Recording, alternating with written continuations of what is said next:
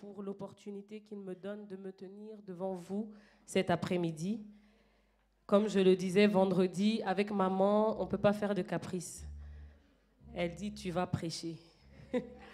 Quand c'était papa, je pouvais dire, ah, je ne suis pas à l'aise, tu peux faire à ma place.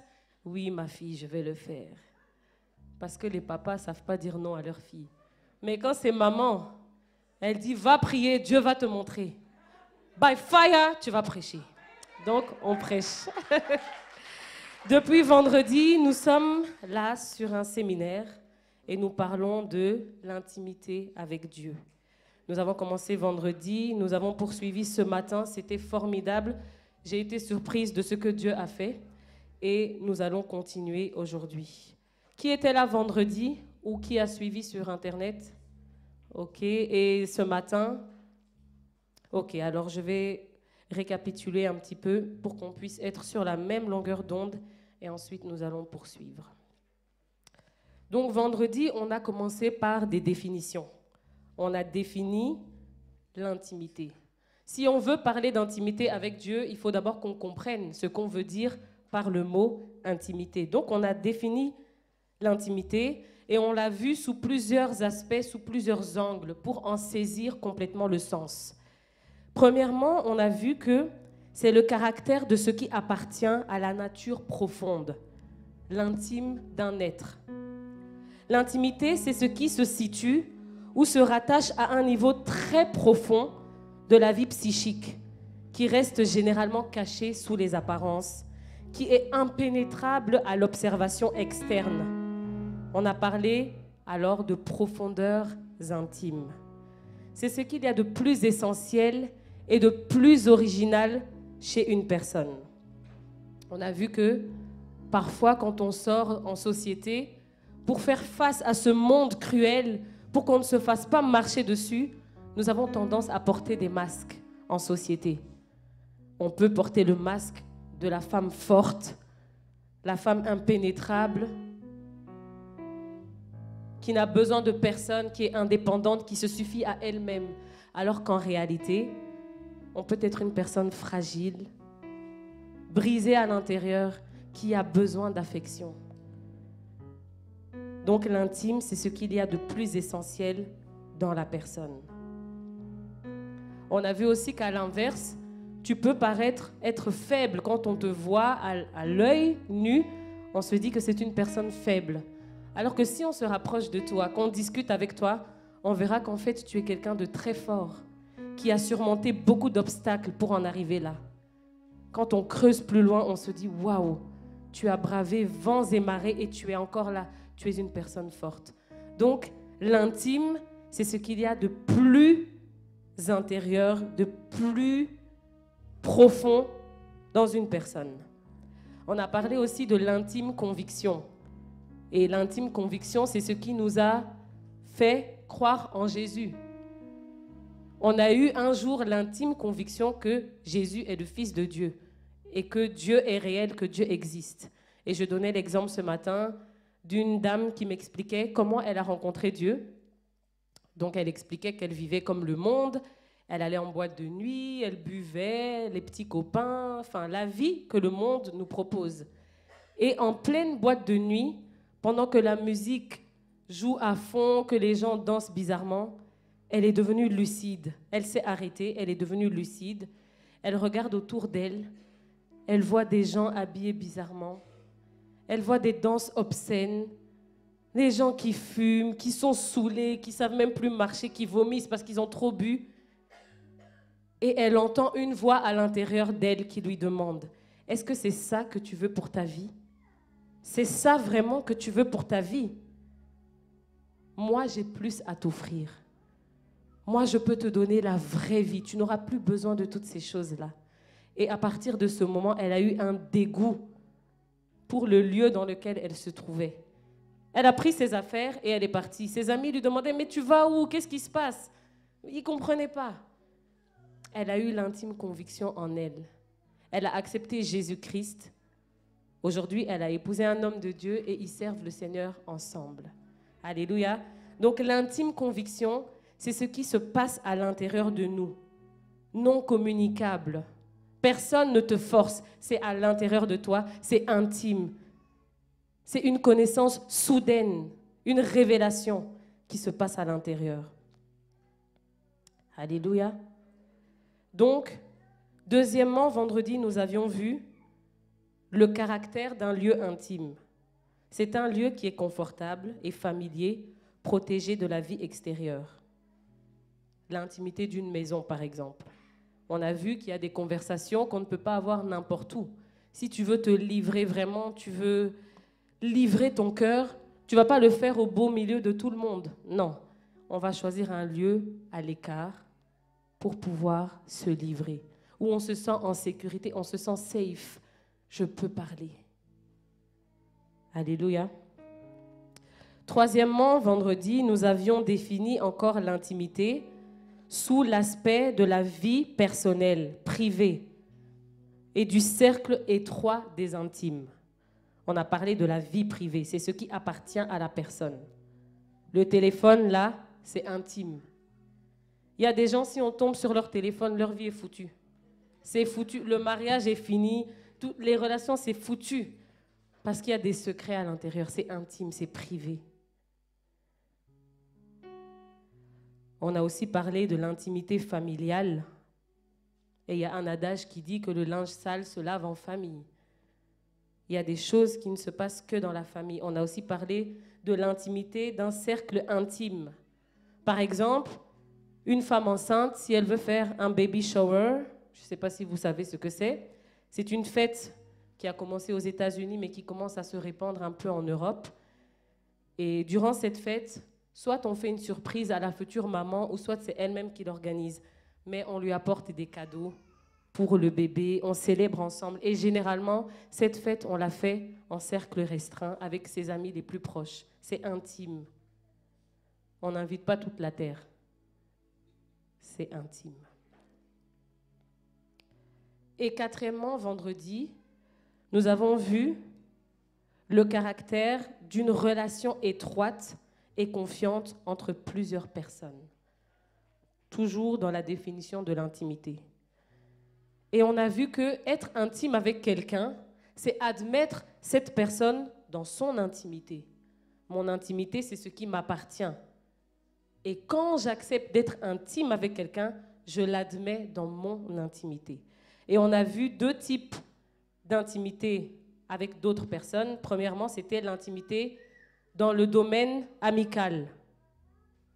Ça se réfère généralement au sentiment d'association personnelle proche avec autrui. Elle se rapporte à une connexion familière et affective très étroite avec d'autres personnes. On parlera d'un ami intime. L'ami intime, c'est cette personne à qui on dit tout. Cette personne que tu vas appeler si le médecin t'annonce une mauvaise nouvelle. Tu ne vas pas appeler tout le monde, mais tu vas appeler cette personne-là pour lui dire.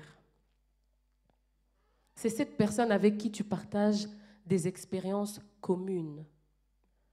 Vous allez au cinéma ensemble, vous passez du temps ensemble, vous discutez ensemble, vous rigolez ensemble. On peut même passer une nuit blanche avec cette personne. Et quand papa était là, il disait tout le temps à Tatiana et moi, mais vous là, c'est quoi? Vous parlez tout le temps ensemble, toujours... Vous vous dites quoi? On peut parler des heures sans se lasser. Si on prend la voiture, on fait un trajet de 5 heures. Durant toutes les 5 heures, on va être là, blablabla, bla, bla, bla, à parler. Il se dit, mais vous vous dites quoi? On se dit même rien de waouh. On va parler de tout, on va parler de la Bible, on va parler des cheveux, on va parler du film, des ongles, de tout. On se dit tout. C'est ça, avoir un ami intime. Et pour illustrer cela, on avait parlé de David et Jonathan. C'était une amitié sincère.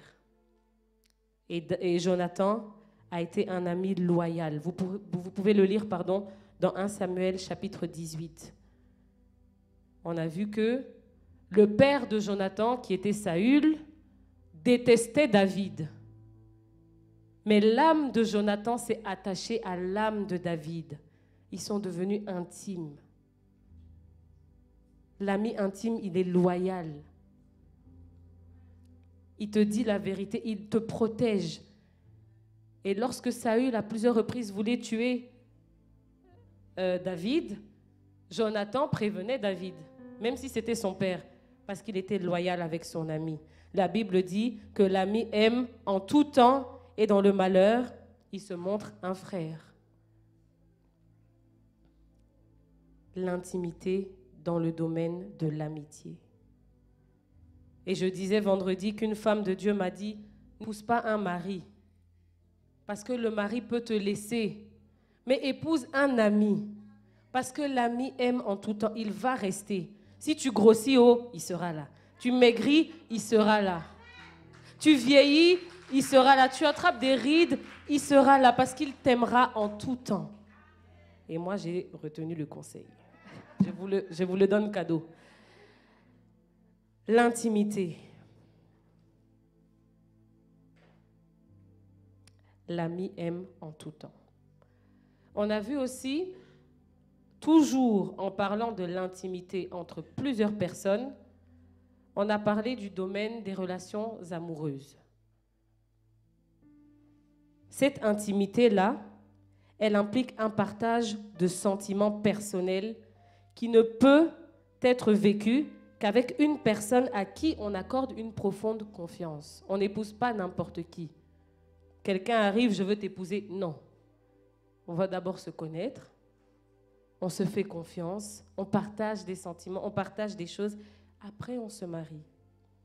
Et une spécialiste des relations disait que pour avoir une bonne intimité dans le couple, il faut développer 5 aspects. Il faut développer l'intimité récréationnelle, c'est-à-dire faire des choses ensemble. Si monsieur aime bien regarder le foot, il y a la CAN en ce moment, on va s'asseoir ensemble, on regarde la CAN. On l'encourage. S'il est pour le Congo, on va soutenir le Congo. S'il est pour la Côte d'Ivoire, on va soutenir la Côte d'Ivoire. Et mercredi, on verra que le meilleur gagne. Moi, je suis pour personne. Je suis pour les meilleurs, c'est tout. Deuxièmement, elle explique que dans le couple, pour avoir une bonne intimité, il faut avoir une intimité intellectuelle, avoir des conversations ensemble. Est-ce qu'on peut discuter de choses profondes ensemble? Est-ce qu'on est intellectuellement connecté? Est-ce qu'on est ensemble seulement, on n'a rien à se dire? Moi, je regarde là-bas, toi, tu regardes là-bas. Non. Pour être intime avec son mari ou sa femme, elle explique qu'il faut avoir une intimité intellectuelle. Pardon, je vais boire un peu.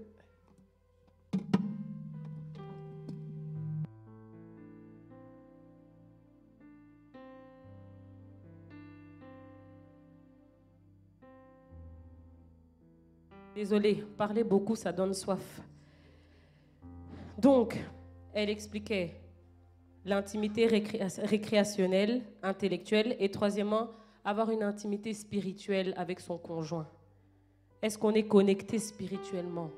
Est-ce qu'on grandit spirituellement ensemble? Et puis, elle a parlé ensuite de l'intimité émotionnelle. Est-ce qu'on se comprend l'un l'autre? Est-ce que c'est une personne avec qui je me sens en sécurité? Je peux être moi-même, je peux lui livrer mes secrets, je peux lui dire ce qu'il y a au fond de moi. Elle parlait aussi de complicité. Toutes ces choses-là, ça aide à maintenir l'intimité dans un couple. Et enfin, elle parlait de l'intimité sexuelle, mais là, vous aurez un séminaire la semaine prochaine des couples et je pense que vous verrez en détail avec les personnes appropriées. Donc, c'était juste, je vous partageais juste ces 5 aspects que cette spécialiste des relations nous recommande dans le couple pour maintenir l'intimité du couple. Donc, vendredi, on a commencé par des définitions que je viens de vous dire. Dans la vie ordinaire, l'intimité concerne l'être secret d'une personne. C'est la partie profonde de son être intérieur. Et être intime avec quelqu'un, c'est être lié, étroitement uni dans une relation d'âme à âme, dans une communion. 2 amis sont ensemble pour parler, pour échanger. Ils se mettent à l'écart des autres. Ou simplement être l'un avec l'autre, même si on ne parle pas. Parfois, juste être avec son ami, ça fait du bien. Juste sa présence.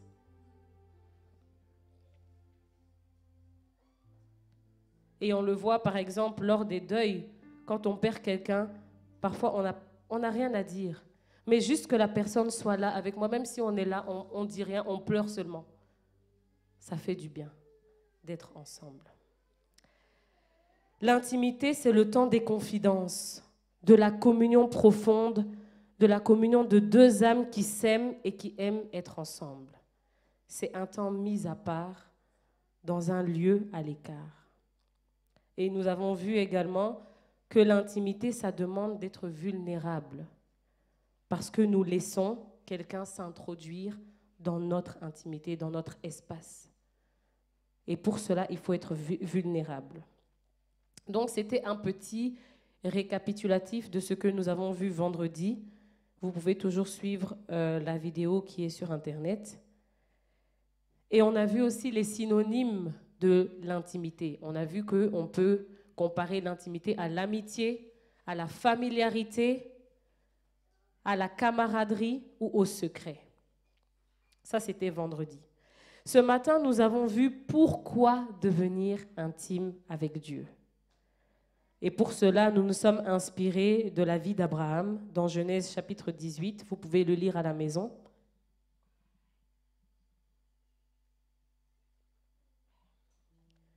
Donc, on a vu que Abraham était intime avec Dieu.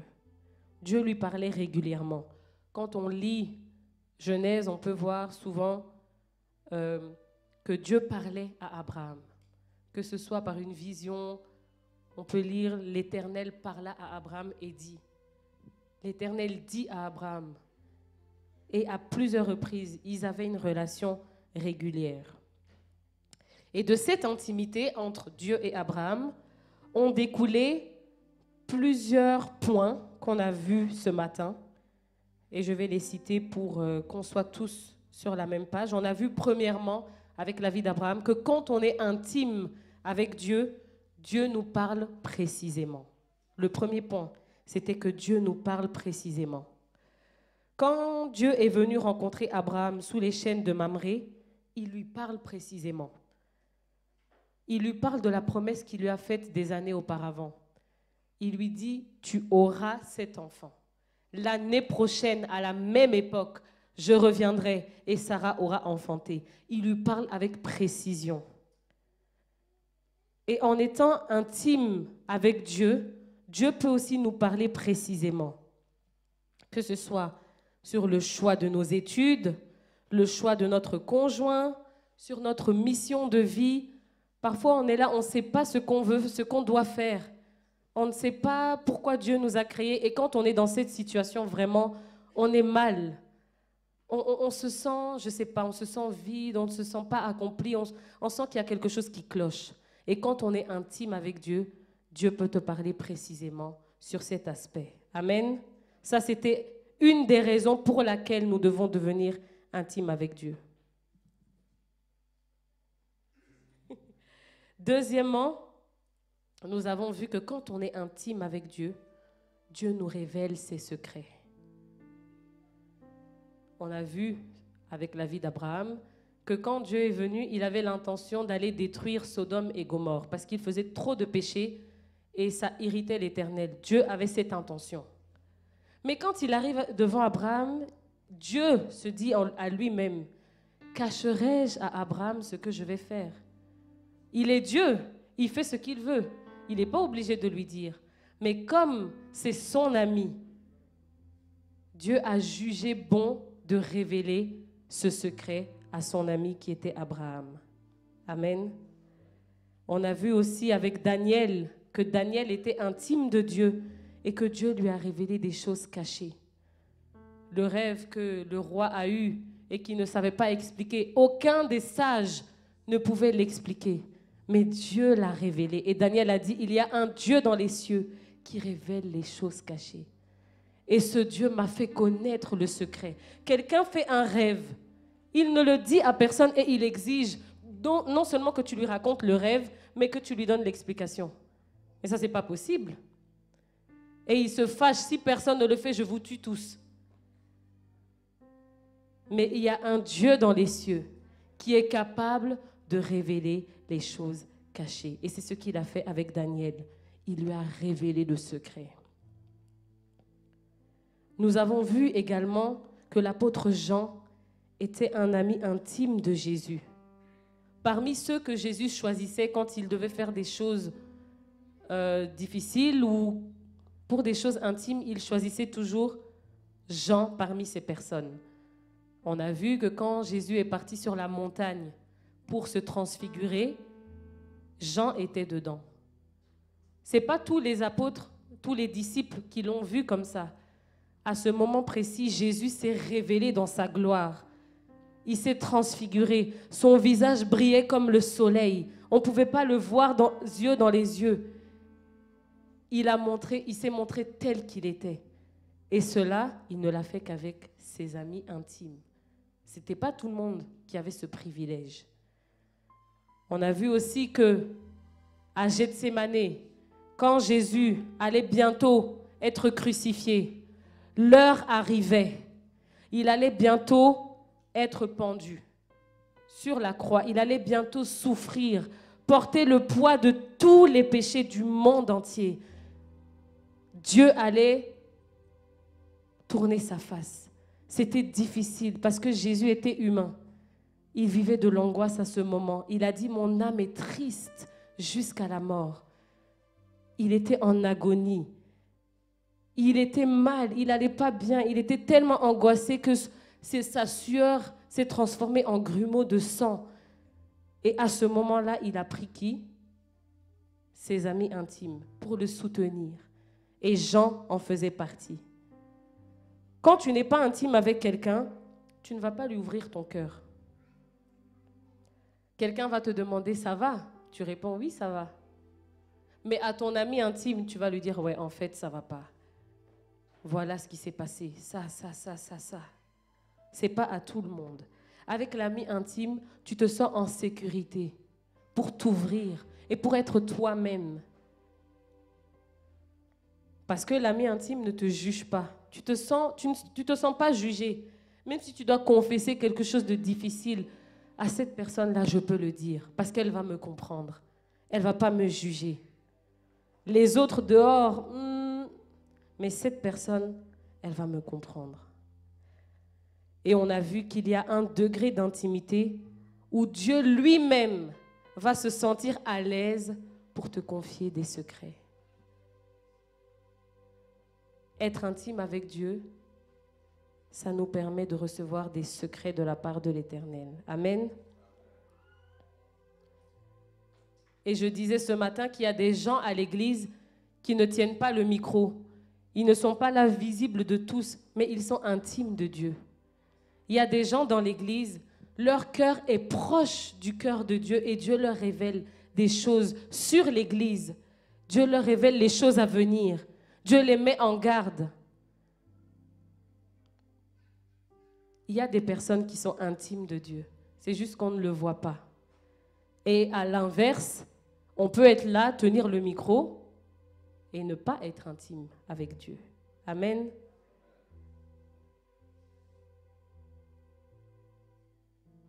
On peut être marié à une personne sans être intime à cette personne.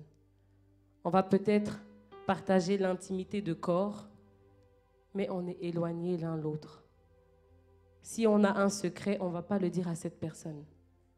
Donc c'est possible d'être avec quelqu'un sans être intime avec cette personne. Mais l'intimité fait qu'on se sent à l'aise pour se dévoiler et pour confier des secrets. On a vu troisièmement ce matin que quand on est intime avec Dieu, on apprend à connaître Dieu. Après que Dieu ait donné ses intentions à Abraham, Abraham se permet de lui dire, Seigneur, loin de toi cette manière d'agir. Tu vas faire périr le juste et le méchant. Non, toi tu n'es pas comme ça. Celui qui juge toute la terre, n'exercera-t-il pas la justice?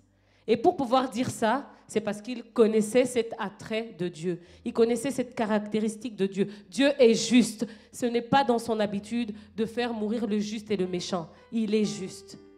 Et quand on passe du temps avec Dieu, quand on est intime de Dieu, on apprend à connaître Dieu. Il y a des gens qui ont passé tellement du temps ensemble qu'ils se connaissent. On peut même anticiper déjà la réaction. Parfois, Rebecca me dit, je savais que tu allais dire ça.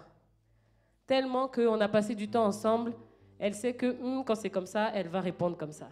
Elle me décrit. Et quand on est intime avec Dieu, on apprend à connaître Dieu. On apprend sa manière d'agir. On sait que ça, non, ça c'est pas Dieu.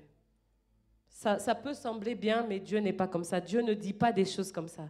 Et ça peut sembler dur, mais c'est Dieu. Dieu, il est saint, il est juste. Et ça, je sais que c'est Dieu. Quand on passe du temps avec Dieu, on apprend à le connaître. On a vu ce matin, quatrièmement, que quand on est intime avec Dieu, nous avons la possibilité de dialoguer avec lui. On a vu dans le passage du matin que quand Dieu a dit à Abraham qu'il veut détruire Sodome et Gomorrhe, Abraham a commencé à intercéder, à faire un dialogue. Mais Seigneur, s'il y a 50 justes, est-ce que tu vas les tuer? Dieu dit non. Ok. Seigneur, s'il y a 45 justes, est-ce que tu vas les tuer? Dieu dit non. Jusqu'à arriver à 10 justes. Ils ont dialogué. Et quand on est intime avec Dieu, on peut se permettre de dialoguer avec lui. Il nous dit quelque chose, on peut négocier avec lui, on peut parler. Ah Seigneur, mais moi je croyais ça. Et Dieu dit non, c'est comme ça et tout. On peut parler avec Dieu, c'est notre intime. Et cinquièmement, ce matin, on avait vu que être intime avec Dieu, c'est pour notre bien. C'est pour notre bien, c'est à nous que ça fait du bien. Dieu, il est Dieu. Que tu sois intime avec lui ou pas, il reste Dieu. Il est le maître des temps, des circonstances. Il est souverain, ça ne change pas. Mais c'est à toi que ça fait du bien de devenir intime avec lui. On a vu que Dieu n'est pas un ami comme les autres. Il est le meilleur ami que nous puissions avoir. Avoir Dieu comme ami, c'est la meilleure chose. Il connaît le présent, le passé, l'avenir. C'est lui qui t'a créé, il sait tout. L'avoir comme intime, c'est un privilège, c'est une grâce. Alléluia. M'approcher de Dieu, c'est mon bien. David l'a dit. Quand je m'approche de Dieu, c'est mon bien. C'est à moi que ça fait du bien.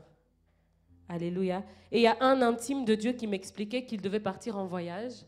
Et avant de partir en voyage, il ne se sentait pas bien. Il sentait qu'il y a quelque chose qui ne va pas.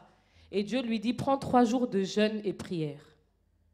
Lui, il ne sait pas pourquoi, mais il a obéi. Et quand il a pris ces 3 jours de jeûne et prière, il est parti en voyage. Et lors du voyage, il y a eu un accident grave qui, normalement, devait lui coûter la vie. Mais parce qu'il avait prié à l'avance, parce qu'il avait jeûné, cherché la face de Dieu, il a été divinement averti, il a été protégé. Amen. En devenant intime de Dieu, Dieu va te guider. Il va t'avertir du danger. Il va te soutenir, te donner des instructions. Il n'y a que des avantages à devenir intime de Dieu. Alléluia. Il n'y a que des avantages, que des avantages. Et Dieu ne veut pas simplement être notre source. On a vu dimanche passé avec le pasteur Abraham que quand on donne, on se vide, on se fatigue. Mais Dieu veut nous remplir, que ça déborde, que nous soyons pleins. Dieu ne veut pas seulement ça. Dieu veut nous remplir, mais en plus de ça, il veut devenir notre intime. Il veut devenir ton ami proche parce qu'il a des choses à te dire. Il a des choses à te révéler, des secrets à te donner. Alléluia. Et je prie que, en écoutant ces paroles, que quelque chose se mette en marche dans ton cœur, que ça bouillonne dans ton cœur, que tu puisses sentir que Dieu t'appelle aujourd'hui. Son cœur bouillonne pour toi. Lui-même, son cœur bouillonne. Il veut devenir intime avec toi. Alléluia. Il n'y a que des avantages à devenir intime avec Dieu. Et maintenant, nous allons voir comment devenir intime avec Dieu. Comment devenir intime avec Dieu. Et je vais demander à la régie de projeter Hébreux chapitre 9, versets 1 à 28. C'est un peu long, mais on va tout lire parce que c'est nécessaire.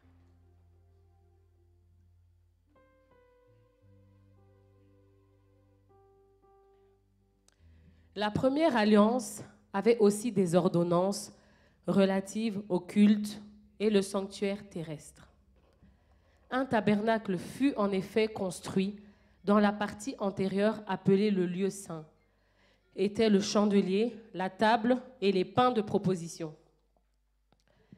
Derrière le second voile se trouvait la partie du tabernacle appelée le Saint des Saints, renfermant l'autel d'or pour les parfums et l'arche de l'alliance entièrement recouverte d'or. Il y avait dans l'arche un vase d'or contenant la manne, la verge d'Aaron qui avait fleuri et les tables de l'alliance. Au-dessus de l'arche étaient les chérubins de la gloire, couvrant de leur ombre le propitiatoire. Ce n'est pas le moment de parler en détail là-dessus. Or, ces choses étant ainsi disposées, les sacrificateurs qui font le service entrent en tout temps dans la première partie du tabernacle. Et dans la seconde, le souverain sacrificateur seul entre une fois par an, non sans y apporter du sang qu'il offre pour lui-même et pour les péchés du peuple. Le Saint-Esprit montrait par là que le chemin du lieu très saint n'était pas encore ouvert tant que le premier tabernacle subsistait. C'est une figure pour le temps actuel où l'on présente des offrandes et des sacrifices qui ne peuvent rendre parfait sous le rapport de la conscience celui qui rend ce culte. Aliments, je vais dire ici, aliments, les boissons et les diverses ablutions étaient des ordonnances charnelles imposées seulement jusqu'à une époque de réformation. Mais Christ est venu comme souverain sacrificateur des biens à venir. Il a traversé le tabernacle plus grand et plus parfait qui n'est pas construit de main d'homme, c'est-à-dire qui n'est pas de cette création. Et il est entré une fois pour toutes dans le lieu très saint, non avec le sang des boucs et des taureaux et des veaux, mais avec son propre sang, ayant obtenu une rédemption éternelle. Car si le sang des taureaux et des boucs et la cendre d'une vache répandue sur ceux qui sont souillés sanctifie et procure la pureté de la chair, combien plus le sang de Christ, qui par un esprit éternel s'est offert lui-même sans tache à Dieu. Purifiera-t-il votre conscience des œuvres mortes afin que vous serviez le Dieu vivant? Et c'est pour cela qu'il est le médiateur d'une nouvelle alliance, afin que la mort étant intervenue pour le rachat des transgressions commises sous la première alliance, ceux qui ont été appelés reçoivent l'héritage éternel qui leur a été promis. Car là où il y a un testament, il est nécessaire que la mort du testateur soit constatée. Un testament, en effet, n'est valable qu'en cas de mort, puisqu'il n'a aucune force tant que le testateur vit. Voilà pourquoi c'est avec du sang que même la première alliance fut inaugurée. Moïse, après avoir prononcé devant tout le peuple tous les commandements de la loi, prit le sang des veaux et des boucs avec de l'eau, de la laine écarlate et de l'hysope, et il fit l'aspersion sur le livre lui-même et sur tout le peuple en disant : ceci est le sang de l'alliance que Dieu a ordonné pour vous. Il fit pareillement l'aspersion avec le sang sur le tabernacle et sur tous les ustensiles du culte. Et presque tout, d'après la loi, est purifié avec du sang. Et sans effusion de sang, il n'y a pas de pardon. Il était donc nécessaire, puisque les images des choses qui sont dans les cieux devaient être purifiées, de cette manière que les choses célestes elles-mêmes le fussent par des sacrifices plus excellents que ceux-là. Car Christ n'est pas entré dans un sanctuaire fait de main d'homme, en imitation du véritable, mais il est entré dans le ciel même, afin de comparaître maintenant pour nous devant la face de Dieu. Et ce n'est pas pour s'offrir lui-même plusieurs fois qu'il y est entré, comme le souverain sacrificateur entre chaque année dans le sanctuaire avec du sang étranger. Autrement, il aurait fallu qu'il eût souffert plusieurs fois depuis la création du monde. Tandis que maintenant, à la fin des siècles, il a paru une seule fois pour abolir le péché par son sacrifice. Et comme il est réservé aux hommes de mourir une seule fois, après quoi vient le jugement, de même Christ s'est offert une seule fois pour porter les péchés de plusieurs. Apparaîtra sans péché une seconde fois à ceux qui l'attendent pour leur salut.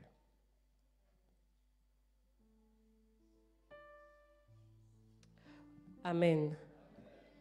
Amen, amen. Donc le premier point que je nous invite à noter, on est toujours dans comment devenir intime avec Dieu. Premièrement, c'est que le salut en Jésus-Christ rétablit notre relation avec le Créateur. À partir de Moïse, Dieu a commandé de construire un tabernacle qui comportait 3 parties, le parvis, le lieu saint et le lieu très saint. Et comme on l'a lu, les gens étaient obligés de faire des sacrifices. Et seul le souverain sacrificateur avait le droit de passer au-delà du voile une fois par an pour offrir le sacrifice. Mais Matthieu 27, 50 nous dit, Matthieu 27, 50, Jésus poussa de nouveau un grand cri et rendit l'esprit. 51, pardon.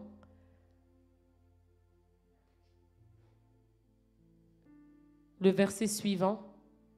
Et voici, le voile du temple se déchira en deux, depuis le haut jusqu'en bas, la terre trembla, les rochers se fendirent. Que signifie que le voile a été déchiré aujourd'hui? Le voile s'est déchiré au moment de la mort de Jésus. Et c'était un signe spectaculaire de son sacrifice. Son sang versé est une expiation suffisante pour nos péchés. Et l'entrée du Saint des Saints est maintenant ouverte à tout le monde, en tout temps. Avant, c'était uniquement le souverain sacrificateur qui avait le droit d'aller au lieu très saint une fois par an. Mais depuis que Jésus est mort à la croix, le voile a été déchiré. Et aujourd'hui, toi et moi, nous avons un libre accès à la présence de Dieu. Nous avons un libre accès au Saint des Saints. C'est un privilège. Tu peux entrer dans la présence de Dieu.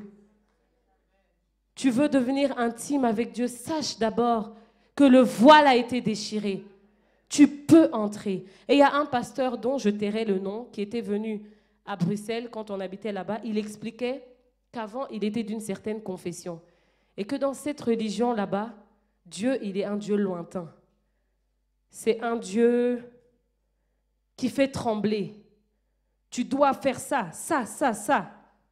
Si tu ne fais pas, il va se fâcher. C'est un Dieu qui fait peur. Un Dieu avec qui on ne peut pas avoir de relation. Mais quand il est venu à Christ, il s'est rendu compte que c'est possible d'avoir une relation avec ce Dieu-là. Il s'est rendu compte de l'amour de Dieu. Il s'est rendu compte que Dieu n'est pas un Dieu lointain qui fait seulement trembler. Oui, il est saint, il est redoutable, mais c'est aussi un Dieu que nous pouvons approcher, avec qui nous pouvons avoir une relation. Alléluia.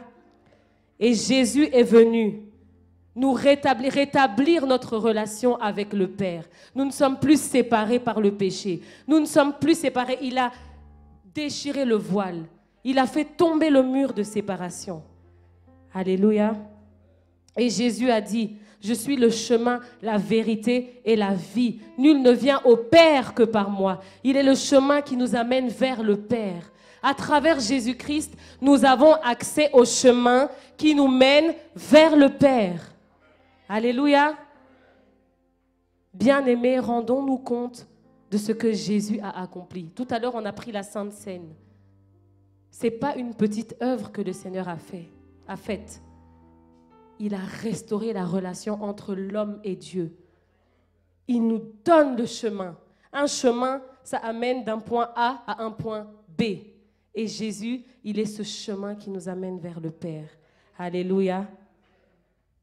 Donc, comment devenir intime avec Dieu? Tout d'abord, rendons-nous compte de cette œuvre que Jésus a accomplie, de ce voile qui a été déchiré. Avant, on ne pouvait pas entrer dans le Saint des Saints, mais aujourd'hui, tu peux le faire. Alléluia. Deuxième chose que nous pouvons noter, deuxième point, c'est que toute relation commence par une rencontre. Toute relation commence par une rencontre. Je ne peux pas être intime avec quelqu'un que je n'ai pas rencontré. Et celui qui est mon intime aujourd'hui, un jour a fait l'objet d'une rencontre.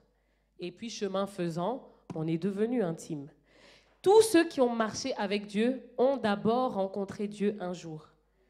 On peut le lire dans Genèse 12, vous pouvez le lire chez vous. Genèse 12, le Seigneur est apparu à Abraham quand Abraham est arrivé sur la terre que Dieu lui avait promise. Dans Exode 3, Dieu est apparu à Moïse sous la forme d'un buisson ardent. Dans 1 Samuel, le petit Samuel, qui ne connaissait pas Dieu encore, il entend Dieu lui parler à 3 reprises. Il entend Dieu l'appeler. Et c'est après que le sacrificateur Élie a compris que c'est Dieu qui l'appelait. Et c'est là que Samuel a eu sa rencontre avec Dieu. Il a commencé à cheminer avec Dieu et il a commencé à connaître Dieu. Toute relation commence par une rencontre. Amen. Et je me souviens de ma rencontre avec Dieu. C'est un jour que je n'oublierai jamais de toute ma vie. Je venais de terminer mes études, j'avais 22 ans. Et je voulais faire un jeûne de 3 jours pour que Dieu me parle du choix du conjoint. Le choix du conjoint. Seigneur, je dois choisir qui? Je voulais 3 jours de jeûne pour cela. La veille, je voulais jeûner lundi, mardi, mercredi, pour que Dieu me révèle. La veille du jeûne, Dieu me dit, ma fille, je peux te donner un mari, il n'y a pas de problème, mais tu n'es pas prête. Si je te donne un mari, dans 3 mois, c'est pour divorcer. Tu n'es pas prête. Ce dont tu as besoin maintenant, ce n'est pas d'un mari. Tu as besoin de me rencontrer personnellement. Et moi, j'ai dit, mais moi, j'ai 22 ans, j'ai fini mes études, je travaille au Luxembourg, j'ai eu mon permis, je viens d'acheter ma voiture. So what? Dieu me dit, ma fille, moi, je t'aime. Tu n'es pas prête, c'est pas maintenant. Le temps viendra, je te le donnerai, mais pas maintenant. Il me dit, si je te donne un mari maintenant, quand les problèmes arriveront, quand la tempête soufflera, parce qu'il y aura la tempête. Je ne veux pas te mentir que tout sera rose, il y aura la tempête. Quand ça va arriver, comment tu vas réagir? Est-ce que tu es le genre de femme qui va appeler toutes tes copines et pleurer, ou tu seras le genre de femme qui va mettre ses genoux à terre et qui va prendre autorité? Il me dit, quand les problèmes arriveront, est-ce que tu seras cette femme de foi, cette femme de feu qui a bâti sa vie sur le roc, qui a une relation avec Dieu? Moi-même, je me gratte, je dis, bon, en fait, tu as raison. Et les 3 jours de jeûne, je les ai faits, mais cette fois-ci pour chercher Dieu. Et le premier jour, le matin, je me suis réveillée très tôt, j'ai dit, Seigneur, c'est un sacrifice. Moi, me lever très tôt, c'est vraiment un sacrifice. C'est que je te cherche réellement. Révèle-toi à moi aujourd'hui. C'était avant d'aller au travail. J'ai passé du temps, j'ai prié, j'ai dit, révèle-toi à moi aujourd'hui. J'arrive au travail, je jeûne, et au temps de midi, pendant la pause, je vais sur enseigne-moi.com. Avant, le site, ce n'était pas comme aujourd'hui. Il y avait des prédications, et mon attention se porte sur une prédication qui s'appelle « La présence de Dieu ». Donc je dis, ok. Je commence à suivre la prédication, et durant toute la prédication, c'est comme si Dieu me parlait. Vous voyez ces moments-là où la prédication, c'est comme si on a raconté ta vie au prédicateur et tout ce qu'il dit, ça te concerne. Eh bien, c'était ça, c'était le cas. Tout ce qu'il disait me parlait. J'avais le sentiment que Dieu me parlait personnellement. J'ai pris des notes, j'ai vraiment pris des notes. Et à la fin de la prédication, il y a eu un temps de prière où le prédicateur parlait. Et tout ce qu'il disait parlait à mon cœur. C'est Dieu qui me parlait. À ce moment-là, c'est Dieu qui me parlait. Dieu me disait qu'il m'aimait, qu'il était heureux de me retrouver comme un père retrouve son enfant.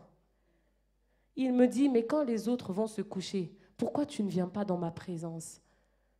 Moi, je t'attends. Je veux te rencontrer. Je veux te parler.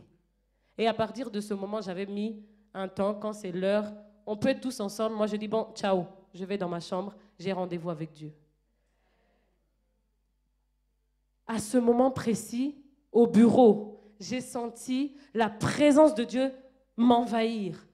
Je me suis mise à pleurer, pleurer, pleurer. Ma collègue me regardait comme ça. J'ai dit, ah, toi, tu ne peux pas comprendre. Je me suis mise à pleurer, pleurer, pleurer. Et j'ai eu la révélation de l'œuvre de la croix. Je me suis rendu compte de mes péchés. Parce que moi, je suis née dans une famille chrétienne. J'ai toujours été à l'église. J'essayais de ne pas faire les grands péchés, comme on dit. Donc, je me disais, tout va bien, c'est bien.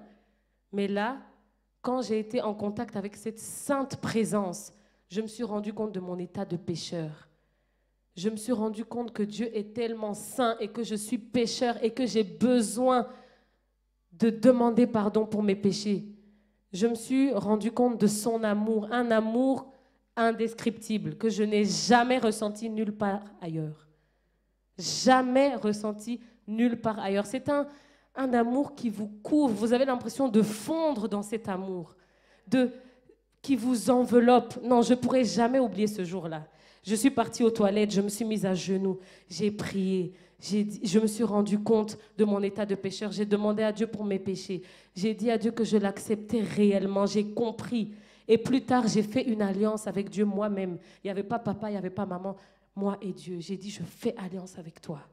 Et depuis ce jour, ma vie a complètement changé. Ma vie n'a plus jamais été la même. Alléluia. Toute relation commence par une rencontre. Et quand on rencontre Dieu, la vie ne devient plus jamais la même. La vie est bouleversée. Même si tu es né dans l'église, à partir du moment où tu vas le rencontrer, ta vie va changer. Alléluia. Donc, premièrement, on a noté que le salut restaure notre relation avec Dieu. Deuxièmement, nous avons vu que toute relation commence par une rencontre. Et troisièmement, pour devenir intime avec Dieu, il faut se mettre à part en y consacrant du temps. Matthieu chapitre 14, verset 23 dit: quand Jésus l'eut renvoyé, en parlant de la foule, il monta sur la montagne pour prier à l'écart. Et comme le soir était venu, il était là seul. On voit aussi dans Marc chapitre 1, verset 35, que vers le matin, pendant qu'il faisait encore très sombre, il se leva et sortit pour aller dans un lieu désert où il pria. Jésus recherchait constamment des moments d'intimité avec le Père, des moments seuls. Parfois, c'était dans le désert. Il a fait 40 jours de jeûne et prière dans le désert, lui avec Dieu seul. Parfois, il se retirait sur la montagne. Il passait du temps seul avec Dieu parce qu'il avait une relation intime avec Dieu. Amen. Et je nous encourage à trouver un lieu secret où on pourra passer du temps avec Dieu. Un lieu calme, confortable, secret, où tu seras seul avec Dieu. Ça peut être ta chambre, ça peut être, je ne sais pas, le salon, mais un lieu d'intimité entre Dieu et toi. Et Jésus dit que quand tu pries, entre dans ta chambre, ferme ta porte, c'est-à-dire sois seul, et prie ton Père qui est là dans le lieu secret, et ton Père qui voit dans le secret te le rendra. Alléluia. Quand tu rencontres Dieu dans ce lieu secret, il va se manifester, il va te le rendre. Il est là dans le lieu secret. Il t'attend déjà. Et notre problème, c'est que nous sommes trop occupés. Dans cette Europe, tout est fait pour nous distraire, nous faire perdre du temps. Mais mettons du temps à part pour notre meilleur ami. Prenons des rendez-vous avec Dieu. Même si c'est 5 minutes, à telle heure, j'ai mon rendez-vous avec Dieu. Alléluia. Prenons du temps à part. Ce n'est pas obligé d'être des heures, parce que la qualité vaut mieux que la quantité. Amen. Et quatrièmement, quatrième point, comment devenir intime avec Dieu? Nous pouvons noter que l'intimité avec Dieu, elle est spirituelle. Dieu n'est pas là dans la chair, il n'est pas là, on ne peut pas le toucher physiquement. Il est esprit. Et Jésus a dit que l'heure est déjà venue où les vrais adorateurs adoreront le Père en esprit et en vérité, car ce sont là les adorateurs que le Père recherche. Dieu est esprit, il faut que ceux qui l'adorent en esprit et en vérité. Amen. Dieu est esprit, c'est spirituel, c'est spirituellement qu'on rencontre Dieu. Et comment? Par la prière. On a vu que Jésus priait. Tous ceux qui ont été intimes avec Dieu dans la Bible, leur caractère, leur trait commun, c'est qu'ils priaient. Eux tous priaient.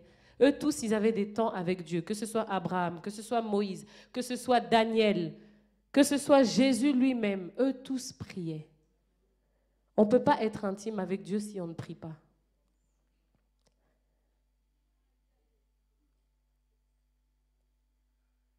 Par la prière. Parfois, ça sera même des prières silencieuses ou simplement des soupirs. Parfois, la bouche ne peut même pas exprimer. On est seulement là, on soupire seulement. On pleure seulement, mais on est dans sa présence. Comment avoir cette intimité? Par la méditation de sa parole. Et c'est pénible de méditer la parole de Dieu parce qu'on met le Saint-Esprit de côté. Mais quand le Saint-Esprit est là, il nous révèle la parole. Quand on lit un passage, on peut avoir un réma, une parole révélée. Alléluia. Comment devenir intime avec Dieu? Également par le jeûne et la prière. Quand on prend un temps de jeûne, on se consacre, on se met à part, on dépend de Dieu. Il y a à manger dans mon frigo, mais je laisse ça, Seigneur. Je dépends totalement de toi, je cherche ta face. Alléluia. L'intimité avec Dieu, elle est spirituelle. Et nous avons la grâce d'avoir YouTube. On peut avoir des instrumentaux chrétiens, des mélodies qui peuvent nous aider. Alors, Dieu ne va pas toujours se manifester quand il y a la mélodie, quand il y a le piano, non. Mais si ça peut nous aider, parce que la musique est spirituelle. Quand Saül souffrait du mauvais esprit, lorsque David jouait de la harpe, le mauvais esprit quittait Saül et Saül était apaisé juste par la musique. Donc la musique aussi peut nous aider. Et quand tu joues la mélodie, la présence de Dieu se manifeste. Alléluia. Donc ne voyons plus tout ça comme un acte religieux à accomplir. Ne voyons plus passer le temps avec Dieu comme une contrainte. Ah, je dois lire ma Bible. Oh, je dois prier. Mais voyons cela comme un privilège que Dieu nous donne d'entrer dans le Saint des Saints.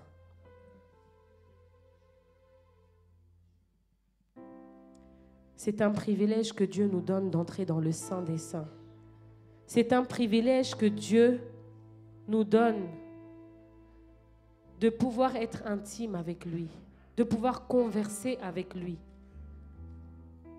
Alléluia. Il y a des avantages à devenir intime de Dieu. Alors que la mélodie joue, je vais laisser chacun entrer en lui-même, dans cette présence. Être dans la présence de Dieu, ça doit être la chose la plus importante. Parce qu'il y a tellement d'avantages à être l'ami de Dieu.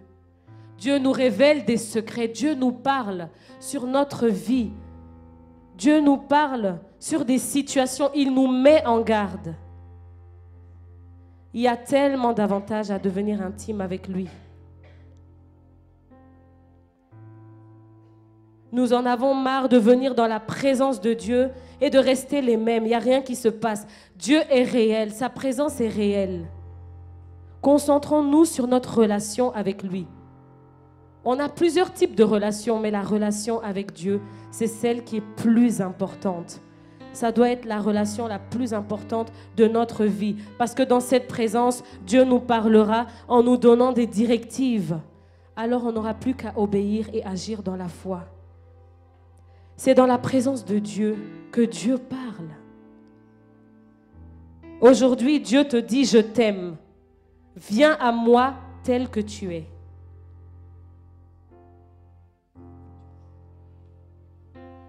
Viens à moi tel que tu es. Je suis heureux de te retrouver. Dans ma présence, il y aura un degré d'intensité qui se fera. Et la sécheresse qui s'était attachée à toi va diminuer et ma présence va s'intensifier. Reviens à ton premier amour. Je cherche des gens qui ont le cœur tout entier attaché à moi. Aime-moi de tout ton cœur, de toute ta pensée, de toute ta force. Le Saint-Esprit est là cet après-midi, il est présent en ce lieu.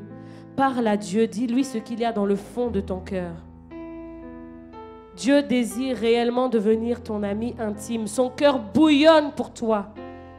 Il ne veut pas simplement être ta source, mais il veut devenir cet ami intime. Que ton cœur soit proche du sien et que son cœur soit proche du tien. Il dit, aime-moi et concentre-toi sur ta relation avec moi et tout le reste va suivre. Trouve-toi un lieu secret, un endroit chez toi où tu pourras rentrer dans sa présence.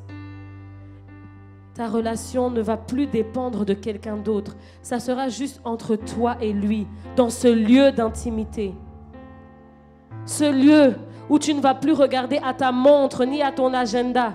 Dans ce lieu, coupe ton téléphone. Ne mets pas Dieu dans une boîte en disant « Aujourd'hui, je ne prie que 10 minutes et voilà ». Mais laisse-le agir.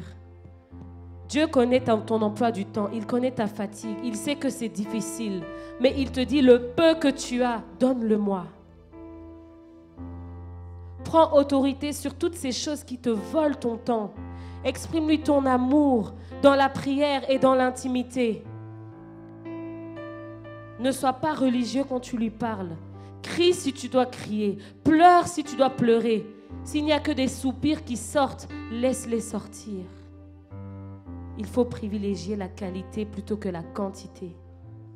La qualité de ta relation est plus importante. Quand la qualité viendra, la quantité suivra. Donne-lui le meilleur de toi-même. Médite sa parole quand tu es dans sa présence. Elle deviendra pour toi une véritable nourriture, car le Saint-Esprit la rendra vivante.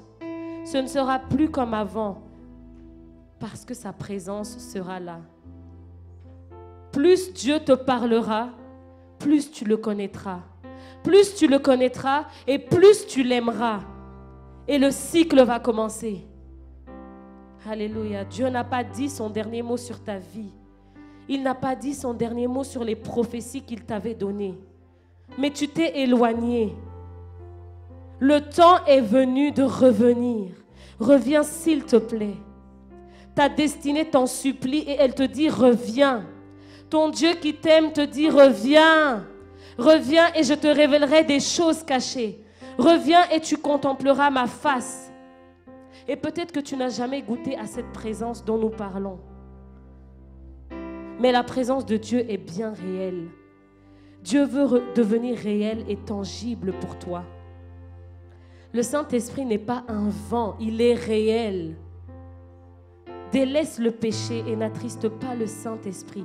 Et si tu as trop péché, Jésus a versé son sang pour effacer tes péchés. Si tu te tournes vers moi et que tu m'acceptes comme sauveur, dit Jésus, je pardonnerai tous tes péchés et ton passé sera terminé. Tu naîtras de nouveau. Tu auras accès à la présence de Dieu. Ça sera une seconde vie pour toi.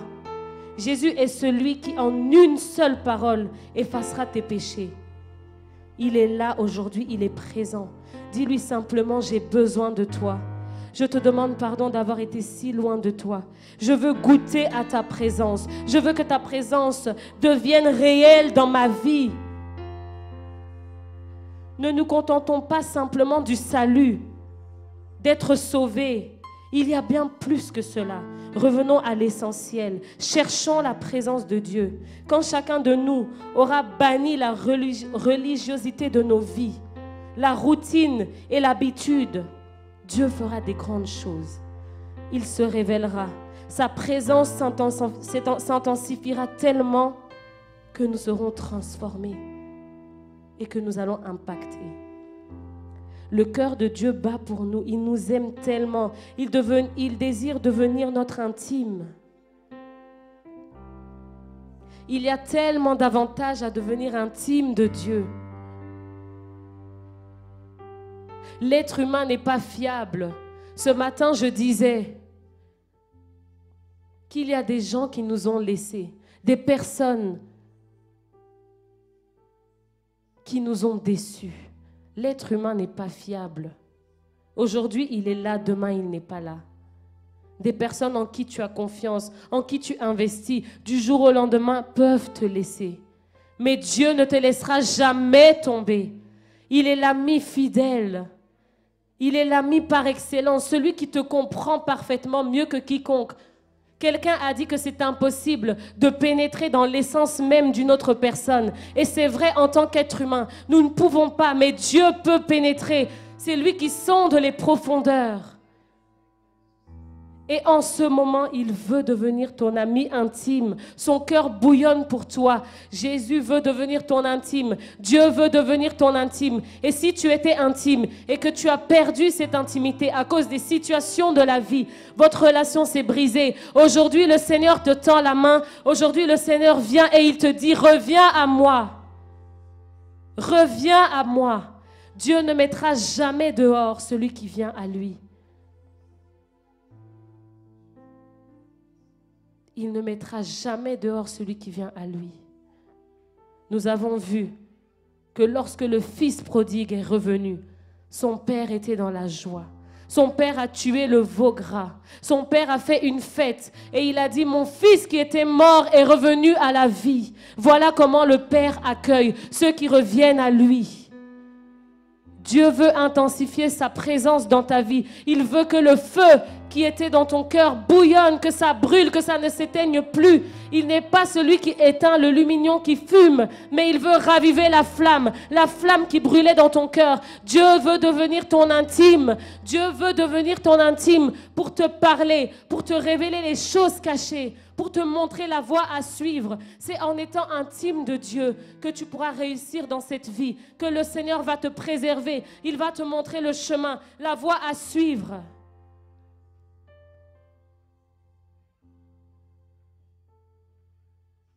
Nous avons tout à gagner en devenant intime de Dieu. Ça suffit de venir dans sa présence et de repartir comme nous sommes venus. Sa présence est réelle et Dieu veut devenir réel dans ta vie. Il veut une relation réelle avec toi. Il le désire. Alors nous allons prier. Si quelqu'un veut la prière, quelqu'un a entendu la parole de Dieu et quelqu'un veut cette intimité avec le Seigneur, tu as entendu sa parole, elle a fait écho en toi, elle résonne en toi et tu te rends compte que tu as besoin non seulement qu'il devienne ta source, mais qu'il soit ton ami intime.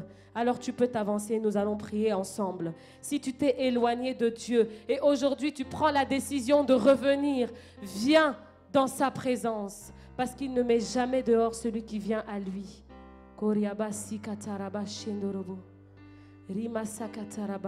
Dieu veut que sa présence devienne réelle dans ta vie. Dieu veut restaurer l'amitié que vous aviez. Dieu veut que cette présence devienne réelle.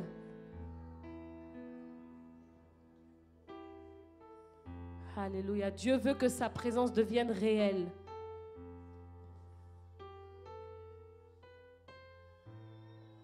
Il veut te confier des secrets. Et cet après-midi, Dieu te tend la main. Il te tend la main, il te dit viens, viens, je t'accueille. Et il nous a montré comment devenir intime avec lui. Il faut que tu aies ce lieu secret, que tu ailles dans le secret. Et c'est là qu'il va te rencontrer. Il va se révéler, il va intensifier sa présence. Elle deviendra tellement réelle, elle deviendra tellement tangible. Et la vie chrétienne ne sera plus un fardeau. La vie chrétienne ne sera plus lourde, elle ne sera plus difficile. Tu ne feras plus les choses par habitude. habitude. Tu ne feras plus les choses avec contrainte, mais tu les feras de tout ton cœur parce que cette présence deviendra réelle dans ta vie. Alléluia. Mandorobo zikataraba santorobo.